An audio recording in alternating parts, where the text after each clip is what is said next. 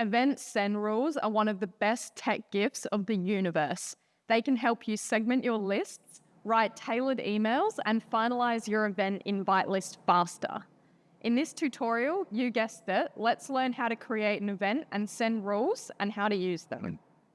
So to create event send rules, you must be the most elite SwiftFox user there is, an admin. I see you've stayed.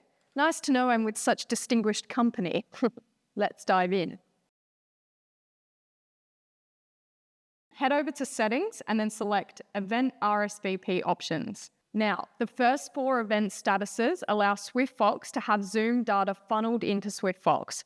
So if you have a Zoom event linked to SwiftFox, you will be able to see who attended and who didn't attend, etc. Let's focus on this customizable section, Event Send Rules.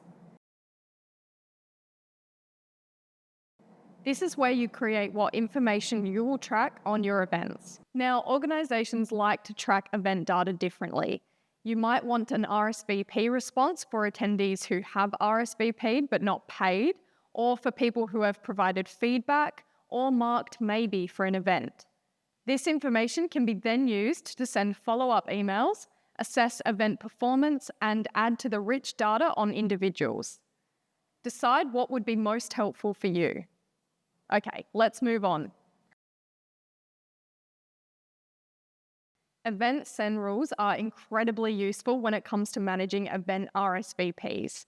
I'll set the scene. I've sent my event invitations and received some RSVP responses, but I still need to finalize my event list. I can get a quick visual by going to my invite list, filter by maybe responses, which is one of our custom event send rules. But you can filter by any send rules here. Now, what is even more useful is that I can send tailored emails to different groups within my mailing list based on their RSVP status. In my event under email, you can see I have already sent out an email invite.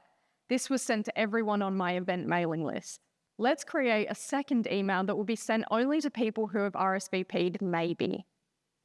So I'll create a new email, fill in the details, and select maybe for event send rules. Great, that's been scheduled and set. Now I can keep creating tailored emails for different attendee groups. For example, I can send a thank you email to everyone who has provided feedback. Or I can send a sorry we missed you message for people who selected attending but didn't actually attend. It's up to you. And you can clone your event emails. Simply click clone and options will appear. Thanks for watching. To watch any more of our featured videos, click below.